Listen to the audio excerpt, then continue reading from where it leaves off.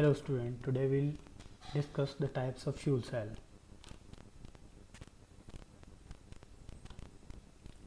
We can classify fuel cells in 5 main types.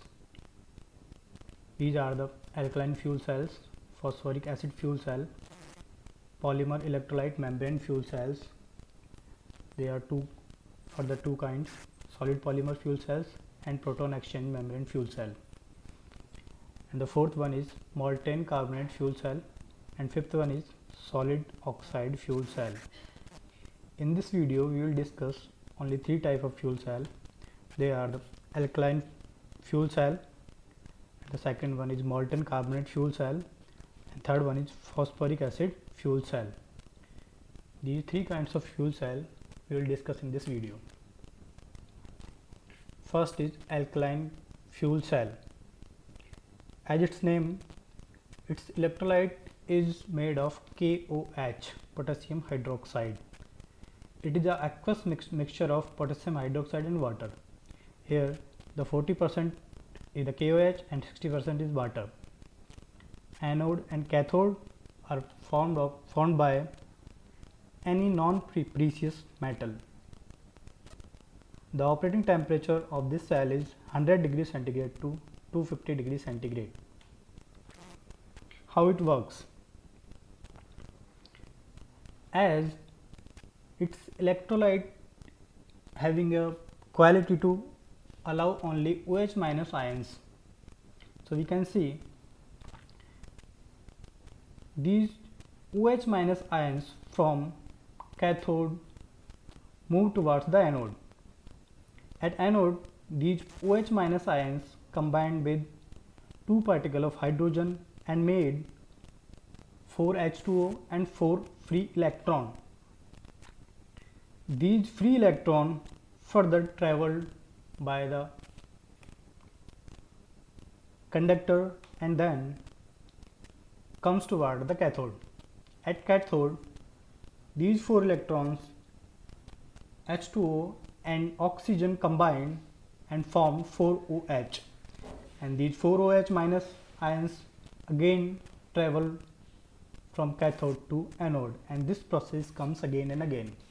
In this all process we find every time 4 free electrons.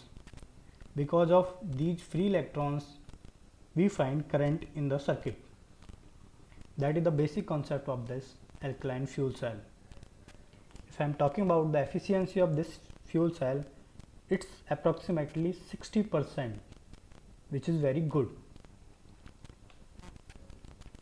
Now the advantage and disadvantage of this fuel cell.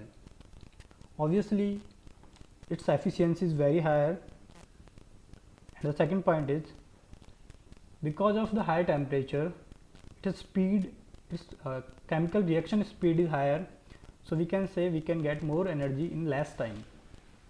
It is stable for operating hours and it's good for space related operations, because for the space related operations we need some cells or some energy converting sources which can work for longer time. Now the disadvantage. This cell can be easily poisoned by CO2 from potassium carbonate, and we need again the purification process. This is very costly.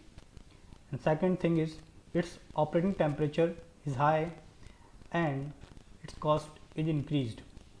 But for the space related operations, because there is no any CO2 available there, so there we do not need any purification process. So there are the best cell for the space related operations. Now the second one is molten carbonate fuel cell. As we discussed, molten carbonate fuel cell having three parts: electrolyte, anode and cathode. The electrolyte is molten carbonate salt mixture which having the tendency to allow only CO3 minus ions from it, and This molten carbonate is suspended in LiAlO2 matrix. The anode and cathode are formed by non-precious metal, and its operating temperature is 650 degrees centigrade. This thing must be noted here. The operating temperature is 650 degrees centigrade, which is very higher. Now it's working. As I says, the electrolyte of molten carbonate fuel cell allows only carbonate ions. So these carbonate ions can move from cathode to anode, and here they combine with hydrogen and form water and CO2 and 2 free electron. As we can see in the reaction, these CO3 minus 2 ions combine with hydrogen and form H2O plus CO2 plus 2 electron. At cathode, we supply oxygen from here, and the CO2 which is made at anode can further be used at cathode, and this CO2 combined with half O2 ions plus 2 electrons and form CO3 minus 2 ions, and these CO3 minus 2 ions can travel from electrolyte, and this process comes again and again. Here one thing must be noted: we supplied only hydrogen, we supplied only oxygen, we don't supplied any CO3 minus 2 ions. The CO3 minus 2 ions are formed here, and this is its reaction. And this forming of CO2 and forming of H2 is known as internal reforming. This process reduces its cost of operating. Now its advantage and disadvantage: it is more resistant to impurities than other fuels, so widely can be used in mines. And I already tell it worked at internal reforming process, which is also reduced cost. And its disadvantage is less durability because of its high temperature. Because of high temperature, it causes rust, and this is reduced its life. As I already told, high operating temperature and high temperature cause corrosion, which decrease the life cell.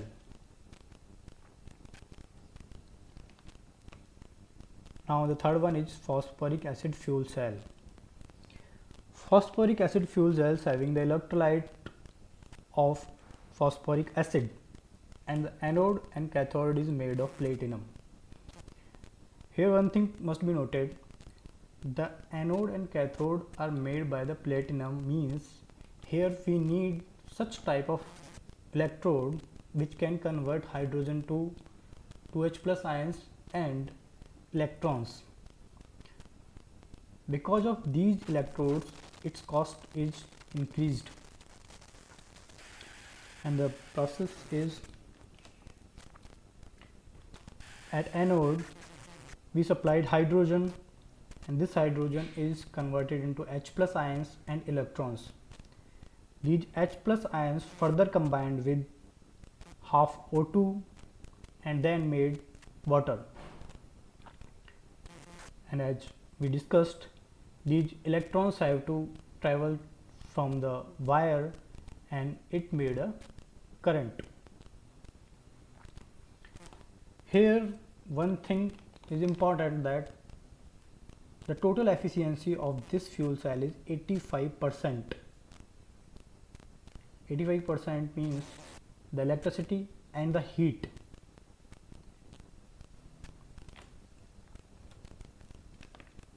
What is pros and cons?